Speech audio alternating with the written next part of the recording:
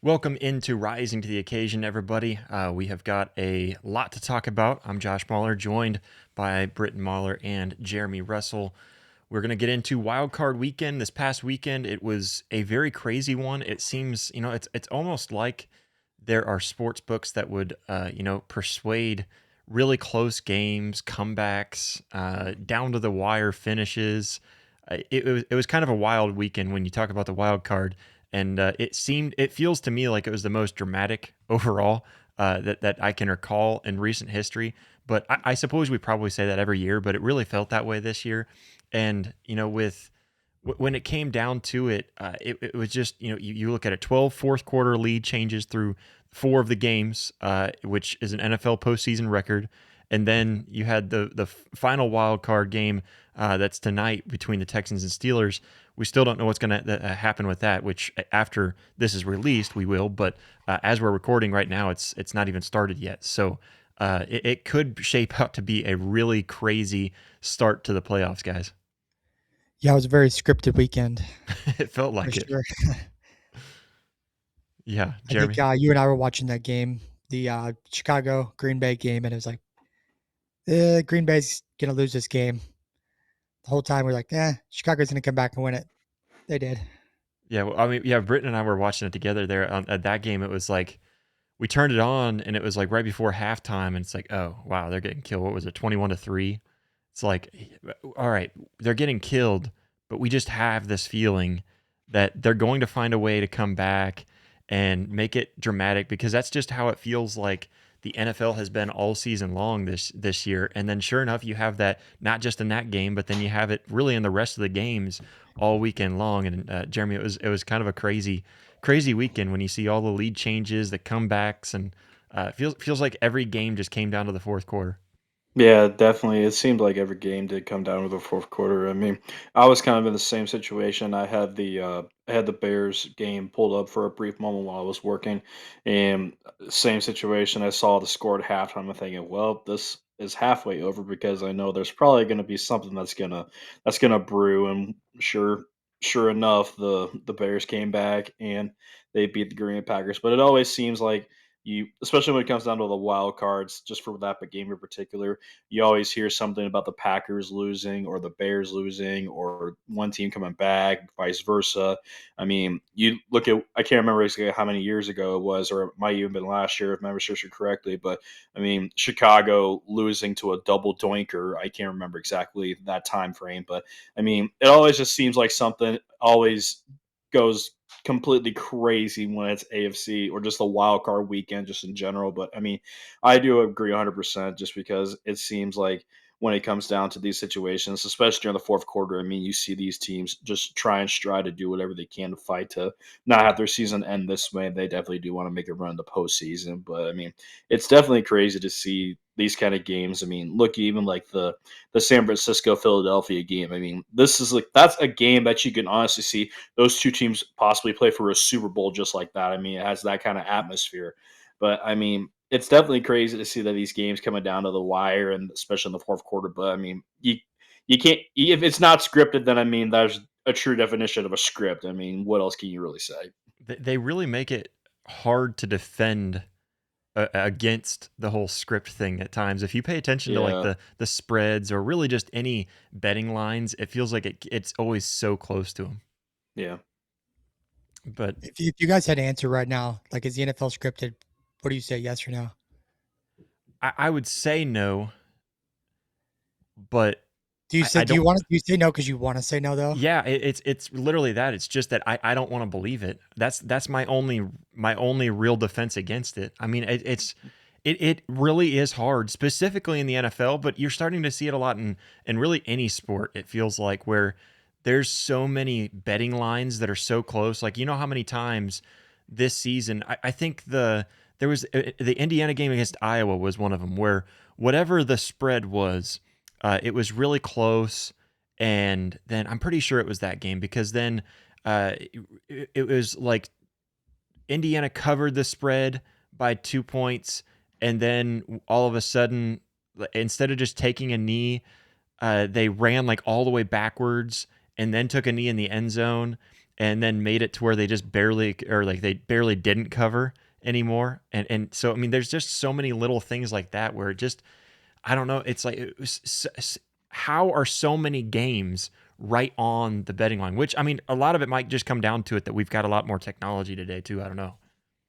Yeah, I mean that's definitely a valid point. Um, yeah, I'm kind of right there with you. I mean, I don't think I want to believe it. I mean, as a diehard sports fan, you never want to believe that you're cheering against the inevitable. So I'm right there with you. Yeah, I don't think it's rigged, but sometimes it definitely feels that way. I know I was at the Bengals Chiefs game. What year was that? 2023, I think. Like 3 years When ago. Yeah, Yeah. something like that. Where that one just felt like, man, the amount of game swinging, just terrible officiating calls or missed calls, stuff like that. Like there's a lot. And then that was the year too where it was the first time where it was the Swift brothers, the Kelsey brothers going against each other, and all of that. So it was like so many things that were just leading up to it. Where if these two teams make it, all the storylines that you get out of it, and yeah, it's Right just before he retires. yeah, Yeah. yeah. So just Convenient.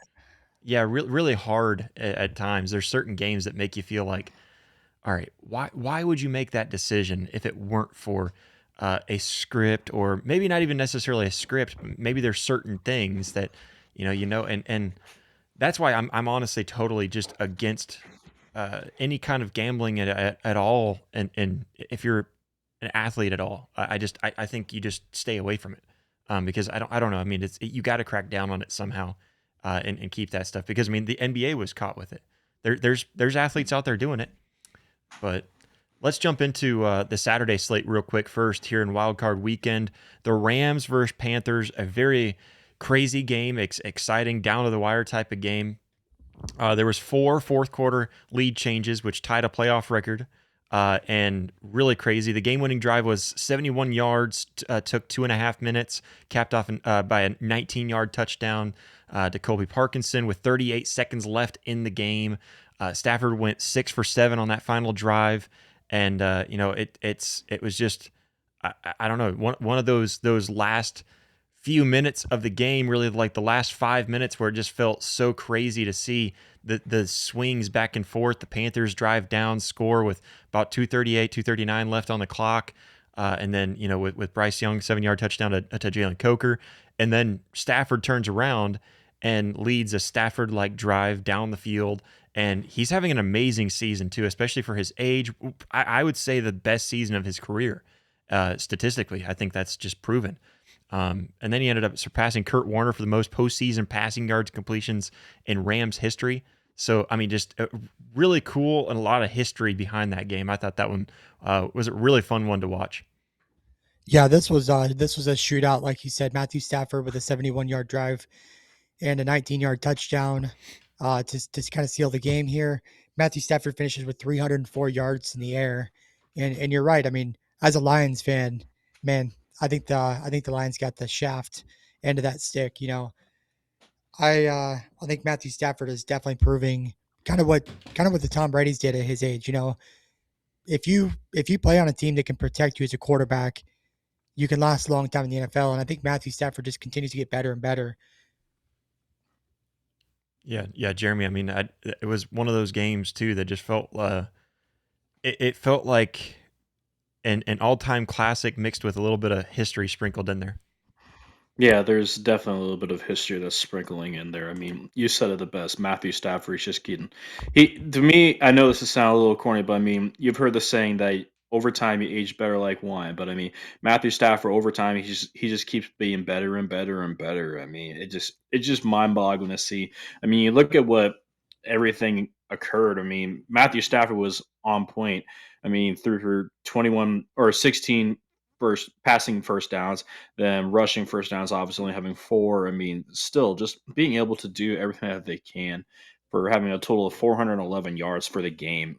It just seems like that when it comes to postseason Matthew Stafford compared to regular season Matthew Stafford, it's just that flip of a switch, and you completely see a different style of a quarterback. Don't get me wrong; like you see points at times during the regular season when it comes close that you see that postseason Matthew Stafford come into play. But when it comes down to the crunch times in the situations, it just it's just a complete different person. And Matthew Stafford is one of those guys that you do have to watch for. I mean, take it for granted, their third down efficiency wasn't the greatest, only being 3 for 13, but still, I mean, that doesn't matter to Matthew Stafford. He's still going to go in there and just play his game and just be flat out dominant. But Carolina definitely did give the Rams obviously a run for their money here. I mean, still having the same kind of a situation, only having 12 passing first downs and having 5 rushing first downs, only going 5 for 12 for third down efficiency.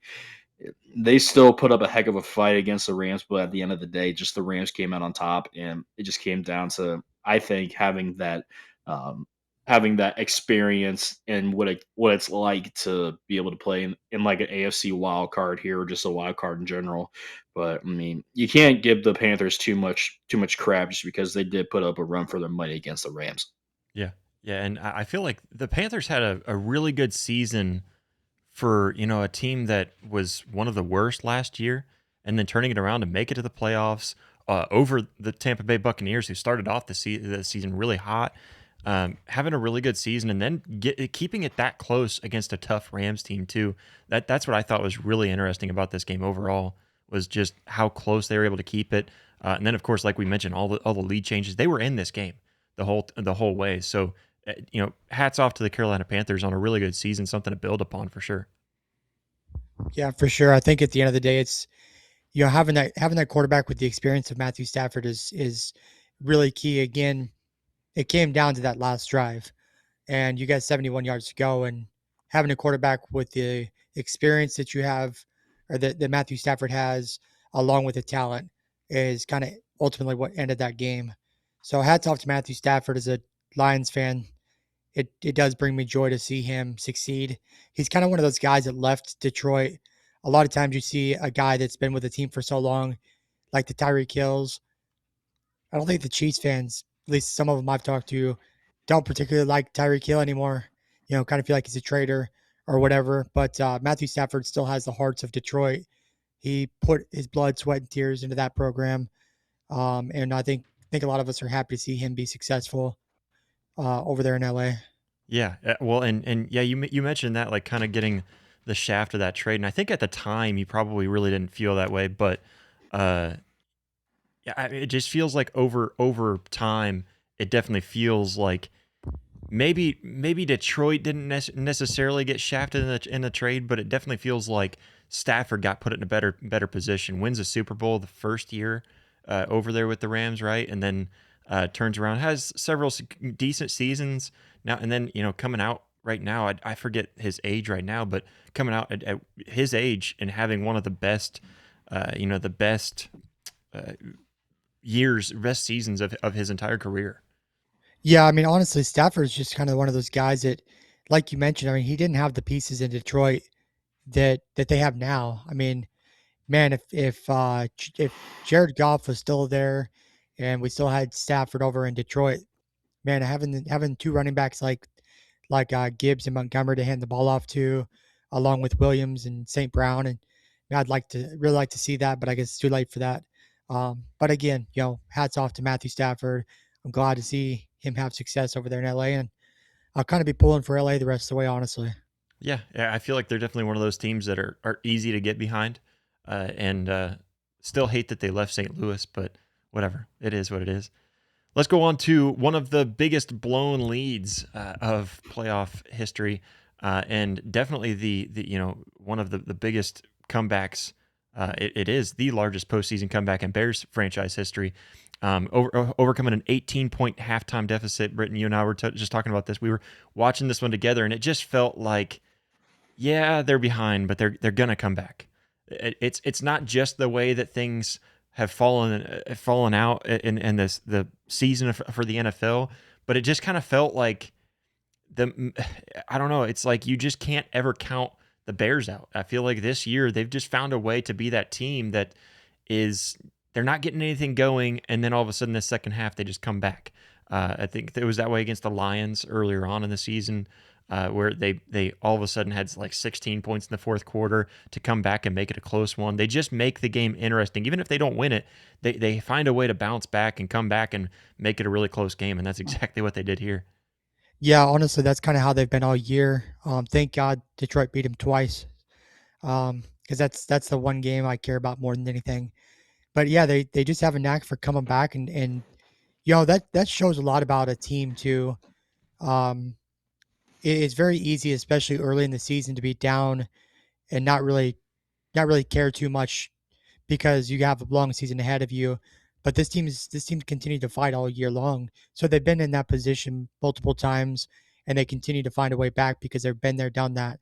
I think it's easier for a team that's been in that predicament before, time and time again, to be, here it is, you're in the playoffs. It's win or go home, and a team that's had that experience all season long, they know they know what they need to do, and they usually just continue to stick to the game plan and let the opposing team make that one slip up, and then they take advantage of it.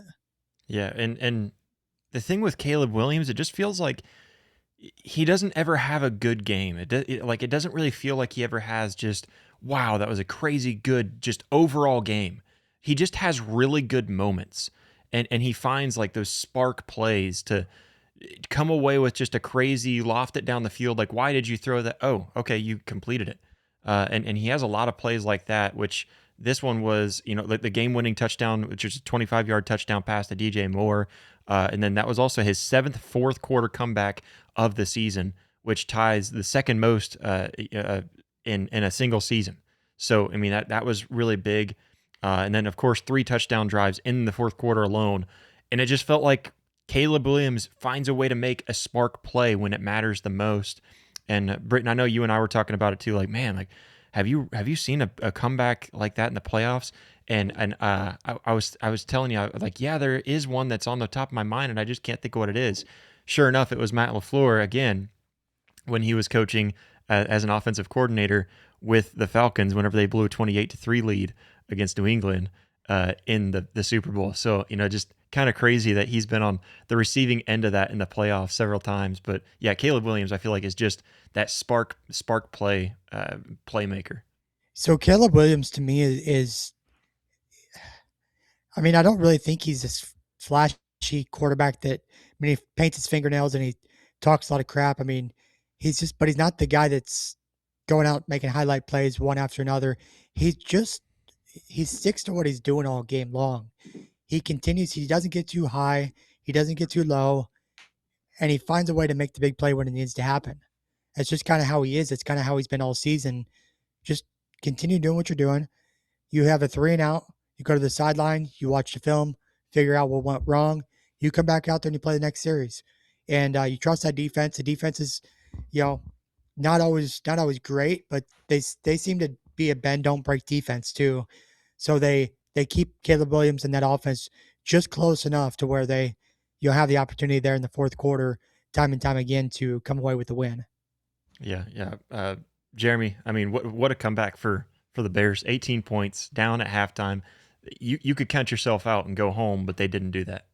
Yeah, the one thing that you can say about the Bears is they, no matter what the score situation is, they will do whatever it takes to try and claw their way back. And being able to score 18 unanswered points against the Packers, that's a really good way to show that you're here to mean business and not fool around here.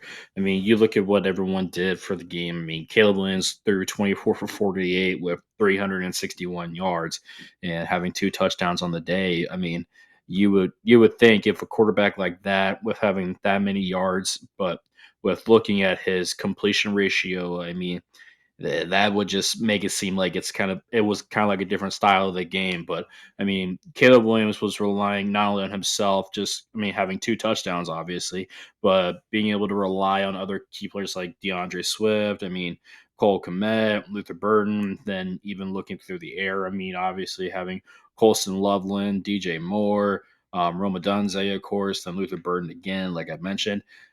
It was one of those moments where he definitely did spread the rock around. I'm not saying he didn't spread the rock around nowhere near like what we saw with the Indiana game, but I mean, still being able to bring 18 unanswered points, especially with an opponent like Green Bay. I mean, these two teams absolutely hate each other.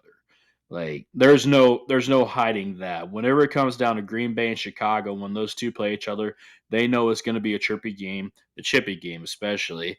So the one big thing that as much as I do, guys, is the one thing that you can't do is just try and draw yourself penalties and just get yourself dug in a hole and make it harder for yourself. But I mean, having the Bears coming out and winning this game was definitely not what I had on my bingo card, I'll say the least. But Jordan Love on the other end, throwing 24 for 46 with 323 yards and 4 touchdowns. I mean, it's crazy to see that the Bears came back with scoring 18 unanswered points. But I mean, hey, hats off to them and show that there's no end until you hear the final whistle blow. So you got to give a lot of credit to Chicago and what they brought to the table here.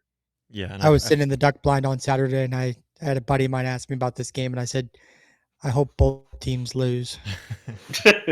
Yeah. You can't repeat what exactly you said, but Yeah, I can't repeat the anyways, full story. Yeah. No, yeah, I felt like this was probably the only game that when I was making my just overall who I think will win predictions, that was the only one that I didn't predict the Bears to win, but it wouldn't have shocked me to see them win. I mean, they were the better team, so they should have. I just would have predicted the other way around. But Mm. really good win, really good comeback for the Bears. Jumping onto the Sunday slate, we had Buffalo Bills in another really tight one that just kept on swinging back and forth, winning 27-24. Josh Allen literally waiting until the last drive to finally hit that leg of my parlay. Didn't matter because I didn't win it anyways. But yeah, just a solid overall game, and it was just really both sides. Just solid overall game. The Bills, it was their first road playoff win in 33 years, which is kind of Wow. crazy. And I think that's in the first round, if I remember right too. So don't you can fact check me on that. But anyways, Josh Allen really good on the day, just was solid. He was the total opposite of what I just said about Caleb Williams. He was just consistent and solid all the way through. Really good game from him. 28 for 35, 273 passing yards, 1 touchdown through the air. Plus, he had 33 rushing yards, which helped my parlay, and then 2 rushing touchdowns, including that game winner, which was kind of given to him, but still got into the end zone. And it's not like they were going to stop him anyways, so that's why they gave it to him. But there was four fourth quarter lead changes in that one, which is also a tie with the other game we were talking about for lead changes in playoff history. And then Cole Bishop sealed it up with an interception off Trevor Lawrence, who also had a really solid game, but just crucial turnover there on the last drive. Whenever you had a little bit of a chance left, you just kind of gave it away. Yeah, honestly, there's a lot of that Trevor Lawrence played a really good game. Obviously the interception at the end is not the way he wanted to go out and finish the season, but like Josh Allen, like you said, I mean, he's got a lot of experience, and he played Josh Allen football yesterday. Oh yeah, He ran the ball when he needed to, didn't take the unnecessary, and he got hit a lot. oh yeah. Josh Allen got hit a lot, but he stayed in there, made throws when he needed to, and just played consistent. But speaking of the young quarterbacks, it's just funny to see, like the Trevor Lawrence and the Caleb Williams and Drake May and all these guys. Like these are the next franchise quarterbacks. You know what I mean? And it's fun to see that you know that spot's still bright in the future. It's still got a bright future. The NFL is in good hands with guys like Trevor Lawrence. I think he's going to continue to improve. And honestly, Jacksonville had a much better season than what I ever would have thought. So it's fun to see that there's any Drake May. Obviously, he's going to be the future of the Patriots there. Caleb Williams doesn't go anywhere anytime soon. And then you got Bo Nix. You got all these young guys that the NFL is in good hands at that position. But yeah, Buffalo just man, they found a way to win. That was a definitely a nail biter of a game, like you said. 4 lead changes in the fourth quarter. Just all around really good football. Bills defense just happened to come away with that one play at the end that sealed it.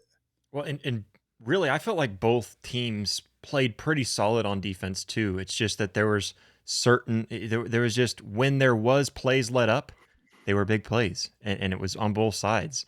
And you mentioned young quarterbacks too, and Jeremy, I'll kind of let you run with it too. But I mean, yeah, it is really cool. You brought up Drake May, which we'll talk about in a little bit, which was his first playoff game this past weekend. It was Caleb Williams' first playoff game this past weekend. I was thinking it was Trevor Lawrence's like first or second, but it would have been his third playoff game. He's now 1-2 in his career in the playoffs. But it is really cool, Jeremy, to see these young quarterbacks come out, perform well. Josh Allen still, I think, is probably considered young quarterback, even though it feels like him and Trevor Lawrence have been in the league for a while. But I still consider them both young, Jeremy. Yeah, I consider them both young as well. But I mean, you get two good name quarterbacks like Josh Allen and Trevor Lawrence, you know you're at least going to be in for a shootout here. I mean, we've said this all before. Stats show one thing, but being able to physically watch them do it is a complete different situation. I mean, like you mentioned, Josh, having 273 yards for Josh Allen the day. I mean, Trevor Lawrence threw for 207 total yards with 3 touchdowns. Having a young quarterback like Trevor Lawrence, he's got some experience, but nowhere near what you see like Josh Allen does. He's still getting into the full rhythm of postseason compared to Josh Allen, who's been around the block a time or two when it comes to the postseason.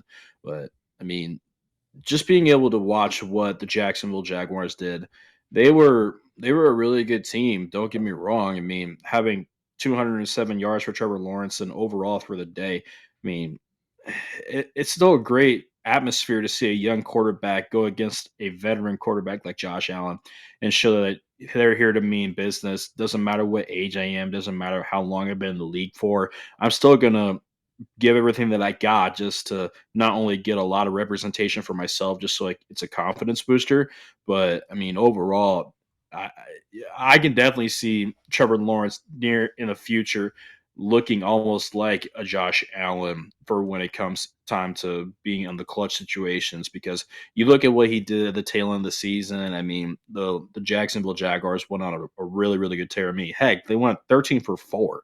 That's a really good season if I had to say so myself. But unfortunately, it didn't go the way that they wanted to. But at the end of the day, there's nothing to hang your hat on for having a 13-4 season and saying that you lost to the Buffalo Bills that have been to the Super Bowl before and knows what it takes to get to that Super Bowl. So just give Trevor Lawrence some time here, and I think he could definitely be one of those guys to where he could say that he's going to be playing for a Super Bowl.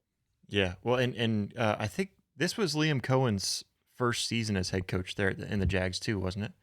I believe it was either his first or his second, but I I believe believe it he. was his first year, and I was trying to pull it up real quick, but yeah, How long do you think that Josh Allen's been in the league? I actually just looked up his age too. He's only I was gonna 29 say, years old. but he's That's been in the league crazy. for 8. He's been in the league for 8 years already. Yeah, well, That's and crazy. Trevor Lawrence is only 26, so I mean they are both young, and I mean Josh Allen probably doesn't have a whole lot of years if he keeps on taking that many big hits and everything, but he Yeah. had to have been bruised up. But yeah, Liam Cohen's first season as head coach there, and I mean, guys, Duval, am I right? I mean, no, I think that was a really solid season, and he brought out the Trevor Lawrence that we expected when he got drafted. And so that was the biggest takeaway from the Jaguars season that I see. And you hung in there with one of the best teams in the NFL too. I think the Bills have a really good chance of making it all the way. And you hung in there and forced them to have to drive the field and go and score a game-winning touchdown. So really solid game from both of those teams. And happy for them. It's just it sucks that was the end of your season. Yeah, Jacksonville's definitely got a lot to be happy about, and a lot to build on next season for sure. All right, let's move on to San Francisco versus Philadelphia. Another, butt clincher. That was a fun one to watch. And then, you got the 49ers who end up knocking off the reigning Super Bowl champs with a go-ahead touchdown there. It was a four-yard pass from Brock Purdy over to Christian McCaffrey with 2:54 left, which you would think was bad timing. Like I think in real time, I was like, man, you left too much time on the clock. But defense holds strong, and you end up having the big one. I liked the trick play, which I feel like we've seen plenty of times before, but. The trick play from Juwan Jennings with a 29-yard passing touchdown to McCaffrey in the fourth quarter. That was huge. That was so fun to watch. And Juwan Jennings, if I could say his name right, he's got a really fun. I don't know. He's got a good arm, and so like that was a beautiful pass. And I feel like I've seen that play before too from Jawan Jennings. I'm not sure if it was to McCaffrey, but yeah, just crazy. And then Jeremy, the thing that stood out to me the most was the fact that the Niners defense held Philadelphia to just 36 total yards in the third quarter on 16 plays. Yeah, that's actually what I was gonna bring up, but you beat me to it. I mean, Suck it. everyone can everyone can talk about all they want for the offense, but I mean, defense can win you games and win you championships. That defense definitely did show that they're here to mean business, and I was trying to find it as well, but we actually have seen that same pass before. I believe it was in the year of 2016, if memory serves correct, with Juwan Jennings, but it actually was to Christian McCaffrey again. Oh, really? But it actually was, but I can't remember I exactly. feel like that's one that they keep in their playbook because I was like, man, that felt like a deja vu. And I was Yeah, pretty sure like I feel like I'd seen it plenty of other times before too, but one that they keep in there and rotate in pretty regularly. yeah, it definitely was something that we've seen before, and it's one of those moments to where you flip it to the very, very last page of your playbook and say, "Why not? What do we have to lose necessarily?" But no, just Playoff being game. able to. Yeah, but to them, that's something else. But I mean, Brock Purdy having a day, having going 18 for 31 with 262 yards with two touchdowns. Then CMC obviously not getting what he wanted necessarily, only having 48 yards for 15 carries, but that didn't stop Brock Purdy from throwing it to his dominant receivers. Obviously, looking at like Demarcus Robinson, and even CMC did have two touchdowns through the air for receiving compared to on the ground. But I mean, Kyle Juszczyk or even Jawan Jennings and Jake Tongas. I mean, he was spreading the rock around with the San Francisco 49ers, but I was a little bit skeptical when we saw George Kittle obviously go out of the game, get hurt. Obviously, I can't remember exactly if it was a knee or I if it think it was was his Achilles. Achilles. Yeah, Okay. dude, you could see it pop too, and I hate Mm. those. I hate those so much. Yeah, those are the injuries that will definitely linger throughout your entire career. So nothing but thoughts and prayers to George Kittle for a healthy recovery so he can do what he loves to play football. But Well, I and thought the same thing as you, Josh, with the Philadelphia Eagles with the too much time left on the clock. But I mean, the San Francisco defense showed up and they shut them out. So yeah, congrats off to San their Francisco. defense shut the Eagles out with no touchdowns in the entire second half. They got two field goals. That was it. One in the third, Yeah, one in the fourth. Yeah, that this was absolutely definitely mind a boggling. defensive battle. Hmm. Definitely the upset of the week for sure. Obviously, we don't know what's going to happen tonight, but I think regardless, this will go down as the upset of the week for sure. Yeah, I mean, I probably. I mean, I think I expected San Fran to pull it out. Um, I expected them to win, but although the defending champs, the Eagles do turn it on in playoffs too. Like you find them where they're not having a good season, like not great season, and then they just find a way to turn something on in the postseason. It feels like. Yeah, for sure. Yeah, I definitely did not see the Eagles losing this one. I think Yeah, number 6 seed San Francisco coming in and knocking them off. That's a pretty big win for them. And no doubt. again, losing Kittle's going to suck because now you got to go play another game. Yeah. But you got to rely on the other guys. You still got Christian McCaffrey. When McCaffrey's on the field, there's always a chance. Well, and they feel like a team effort, a team effort, total team. Like just everyone pitches in. They've got so many key players, not star players, if that makes sense. So it's and then of course their defense. Their defense is what won them this game, and I think if they're going to keep on making it far, that's how they do it. But yeah, great game overall, and there was something else too. Okay, so they're the last NFC repeat. Trying to think if I put it in my notes, but I didn't. So I guess okay, there we go. Yeah, so they ended the Eagles to be the first NFC repeat champion in 30 plus years.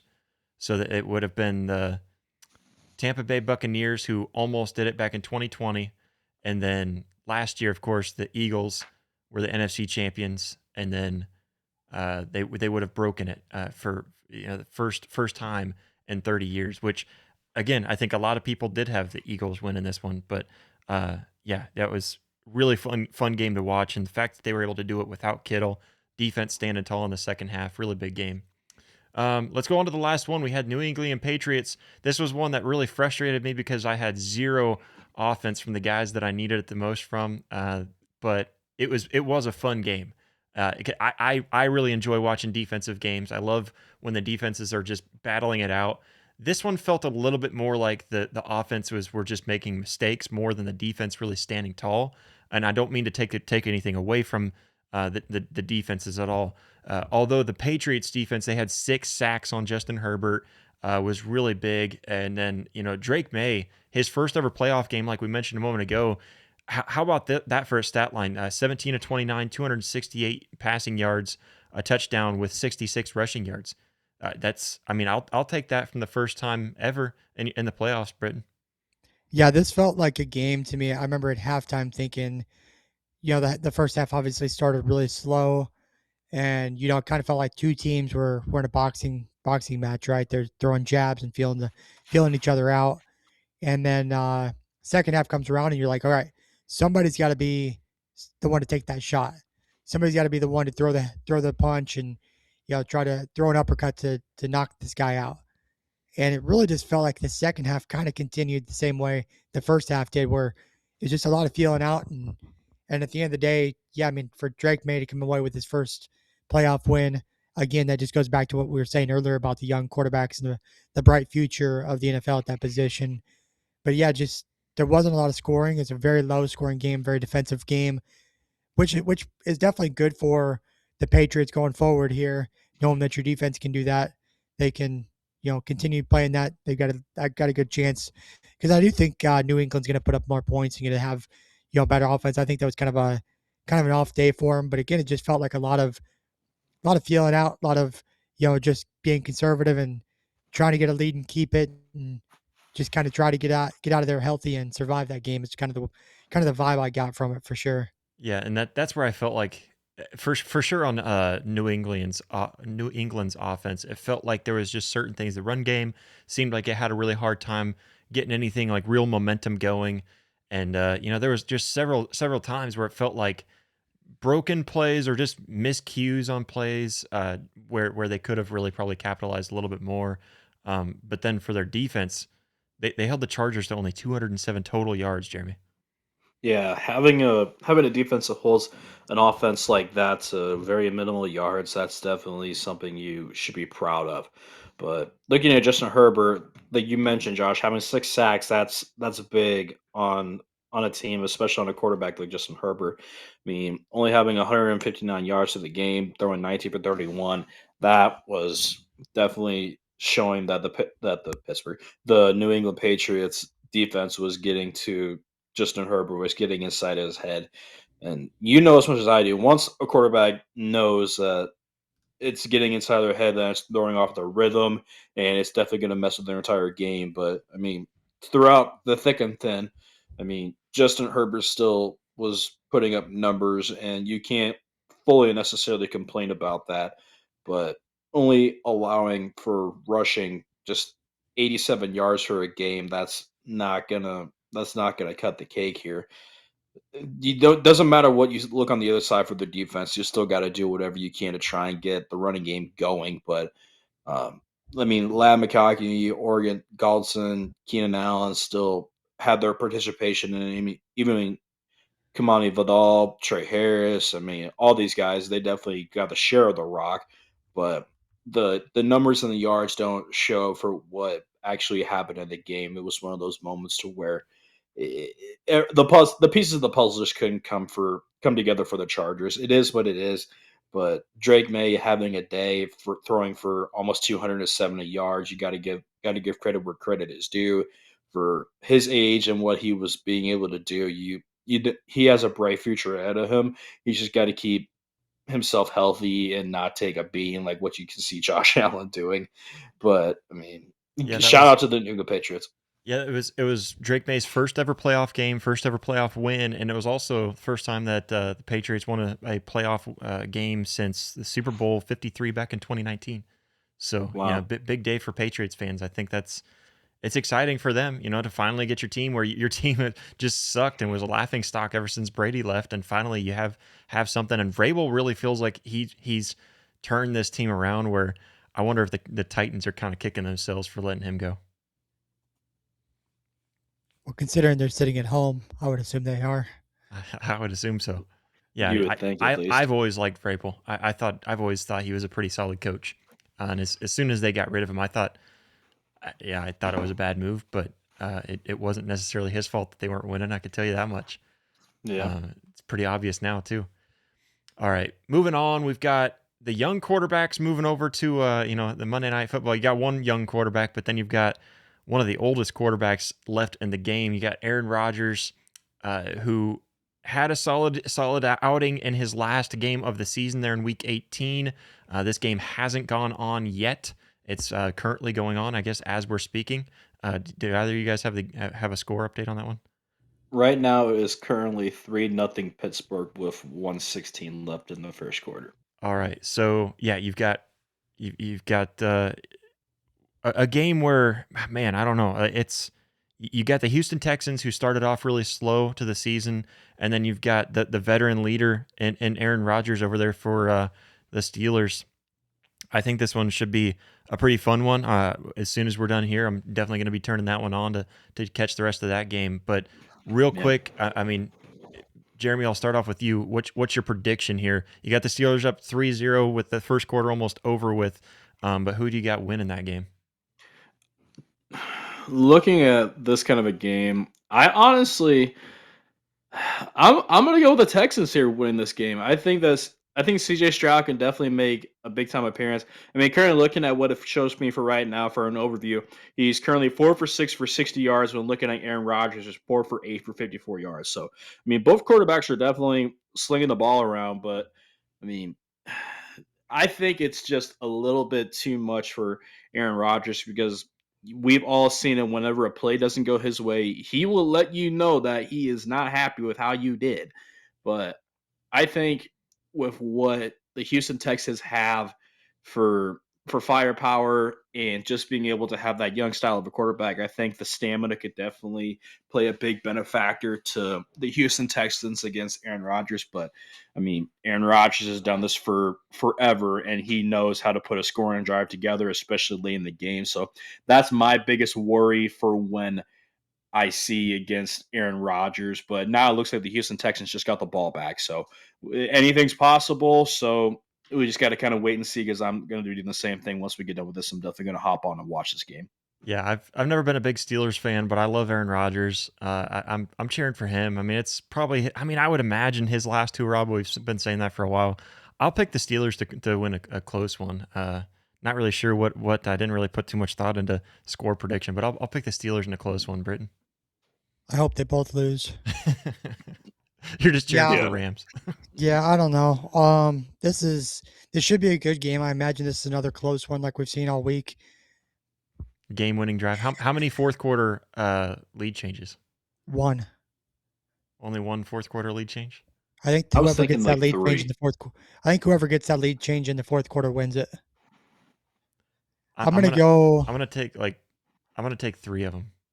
I hope the Texans win, but I've got a feeling the Steelers win it. Yeah, I Yeah. like the young team there in the Texans. I like D'Amico Ryans quite a bit, and what he's done there with that team in such a short period of time too, and the way that they turned their season around. They were like, all right, they're heading towards no playoffs really early in the season, and turned it around to where they're one of the one of the better teams coming out Yeah. of the AFC. So really cool to see them turn that season around. But let's jump. Let's talk about some of the key storylines in the playoffs this year. First, starting off with the NFC West and how dominant they are, because they've got the Seahawks, the Rams, and the Niners, which is the fourth division ever to send three teams to the divisional round. The second time since 1997. So 2022 was the last time that this has happened, but 1997 before that. So I mean, it's pretty crazy to see three teams out of one division make their way through the wild card and make it to the divisional round. Really excited to see all three of those teams too, and all three teams. Britain, I feel like all three teams really deserving of the spot that they're in too. Yeah, that's kind of the thing about football now in the NFL is there's so many changes that are happening. Yeah, like you mentioned earlier, the Patriots went from their slump right after Brady left, and you get a young hot quarterback that comes in and get a new coach, really change things around. And I think that's what we're seeing with all three of these teams as well. Just some different players. Russell Wilson no longer with the Seahawks. I know they're really happy not to have him there anymore, and just a lot of changes, right? So it's kind of the way the landscape of the NFL is going now. We're seeing a lot of the teams that maybe weren't even contenders in years past making big leaps this year, and I think that's kind of what's happened over there in the West. Yeah. Well, and honestly too, what's crazy is they're bound to happen to have at least one team from their division in the NFC Championship game, and possibly two, because you've got Niners Seahawks play each other, and then you've got the Rams versus Bears. So if the Rams were to beat the Bears, you'd have NFC West is going to be making the Super Bowl, which is just really cool and to see that entire division right now, Jeremy. Yeah, absolutely, dude. When you see teams like these, I mean, you look at any of the teams that you just mentioned off, these are teams that can easily make a Super Bowl run, especially looking at what they just recently did, being able to battle through adversity, having a really good opponent that they have to fight through to get the win. These teams know how to mean business and they can rally and they can make you really, really surprised because look at what the 49ers got, obviously Brock Purdy and all the weapons, the Rams for uh, Matthew Stafford, then for Seattle. I mean, all these guys, and especially for all these quarterbacks, they know what it takes to have that clutch gene and make it happen, especially when it comes late into the game. But this NFC West dominance is definitely mind-boggling here. So you can never expect the unexpected with any of these three teams in particular that we're talking about. So I wouldn't be surprised if we definitely see these guys for a Super Bowl run here. I mean, it's honestly bound determined to happen for at least one of these three teams. Yeah, yeah, it's exciting. So you're like I mentioned a moment ago, you're gonna have on Saturday, you're gonna have an NFC game. So it'll be this upcoming Saturday, the 17th. You'll have an NFC and AFC game on Saturday. So it'll be the Niners versus Seahawks, and then the Bills versus Broncos, and then on Sunday you'll have NFC matchup between the Rams and the Bears, and the winner of the Texans Steelers game that's going on currently as we're speaking against the Patriots. So that's what you got heading up forward. I'm just gonna jump right past it all, guys. Who do you think feels like the team that's the team to beat right now? If you're to go through it, Jeremy, I'll start off with you. That's that's tough. But I mean, outside of looking at like number one Denver Broncos, I'm looking at besides that team. I honestly wouldn't be surprised to look at the LA Rams for Matthew Stafford and what he's capable of doing. He's he knows what to do at the right moment and he will never bend and not break. Matthew Stafford is one of those quarterbacks that we've seen throughout time and time in and time out. Looking back, especially Detroit, he will never give up until the final whistle is blown, and he's that kind of a guy that just will do whatever he can to make a play work. And so somehow, some way, he always finds a way to make it work. So I'm looking at the LA Rams here to be that team that can sincerely get this thing done here. Yeah, Britton, who do you got? Yeah, I mean I'll cheer for the Rams the whole way, but I think the Bears, what they've done this season is really impressive for sure. I think Chicago's really found just a way to continue to fight and continue to win all season long, and there's nothing that can make us think that they can't continue to do this throughout the deeper part of this playoff run. I honestly am looking at it right now, and just the way that they performed in Wild Card Weekend, I feel like Super Bowl matchup. I kind of feel really strongly if I have to pick two teams that I feel best about right now based on how I saw them perform. I think the Rams have more that they can show. I think they played kind of a sloppy game. I think the Rams and the Bills are two teams that really surprised me. And two teams that if I had to pick a Super Bowl matchup, that's the one I'm looking at right now. But obviously, like you mentioned, the Broncos. I think the Seahawks being the number one seed. I think that's another team that's going to be really hard to get past if you're the Rams or the Bears. But I do really like the Bills and what they pieced together this past weekend. So I'm going to pick the Bills to be the number 6 seed coming in and winning the Super Bowl. I think that's the team right now that I feel best about after Wild Card Weekend. But it was a very fun weekend nonetheless. All the game-winning drives. You had Stafford game-winning drive with 38 seconds left on the clock whenever they scored the game-winning touchdown. The Bears with a 25-yard touchdown to Moore there with a minute 43 left. You had the Bills with Josh Allen's 1-yard little right up the middle run to score to put them ahead. And then, of course, the Niners with about 3 minutes left to win that one. Just a bunch of game-changing drives. You had a bunch of lead changes all throughout the weekend. It was definitely a wild card. That is one thing that is for sure. So it's tough when you see a bunch of games that close to pick a spread on any team. That's for sure. But nonetheless, it is going to be a very fun NFL playoff round through the rest of this weekend, I guess, because we have another one going on, and then going on to the divisional round. It's going to be a lot of fun to see these matchups.